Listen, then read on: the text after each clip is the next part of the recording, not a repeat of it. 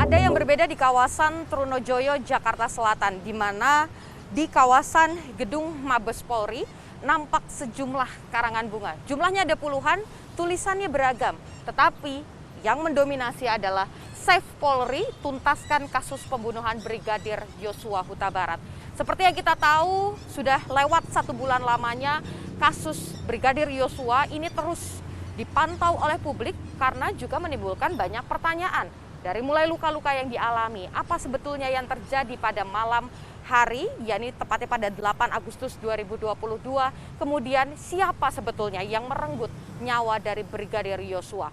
Kapolri mendapatkan banyak tuntutan dari publik, di mana kemudian Kapolri Jenderal Listio Sigit Prabowo ini mulai membangun tim khusus yang dipimpin langsung oleh Wakapolri. Hingga saat ini berselang 1 bulan lamanya sudah ada 2 orang yang kemudian dinyatakan tersangka. Siapa mereka? Yang pertama adalah Barada E atau yang memiliki nama lengkap Barada Richard Eliezer. Ditetapkan sebagai tersangka pada 3 Agustus 2022. Eliezer disangkakan sejumlah pasal. Yang pertama adalah pasal 338 KUHP, Jungto pasal 55 dan pasal 56 KUHP. Mendekam di rutan Bareskrim Polri, kalau melihat bagaimana kemudian pasal yang disangkakan ini mengacu pada persekongkolan. Artinya Eliezer tidak bekerja sendiri dan ada tersangka yang lain. Lewat beberapa hari, tepatnya pada 7 Agustus 2022, tidak hanya Eliezer, tim khusus juga menetapkan 1 orang tersangka lagi, yakni Brigadir Ricky Rizal. Ricky Rizal ini juga sudah mendekam di rutan Bareskrim Polri.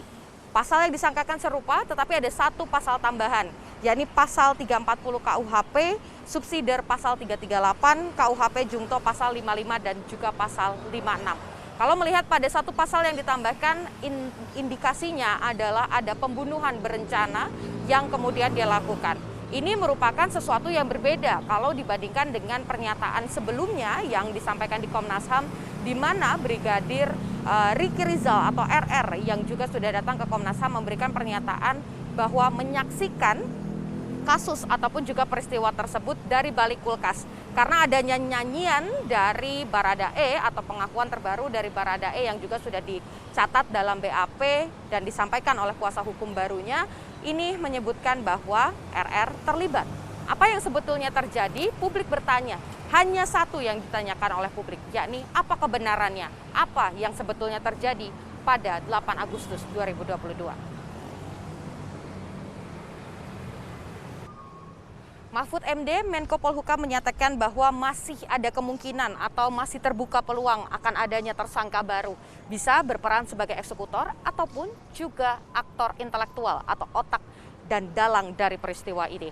Karangan bunga ini menjadi pesan dari masyarakat dan juga pengharapan agar Polri ini bisa bekerja secara terbuka, menjaga integritasnya dan juga bisa menemukan titik terang apa dan siapa sebetulnya yang menyebabkan Brigadir Yosua Huta Barat tutup usia.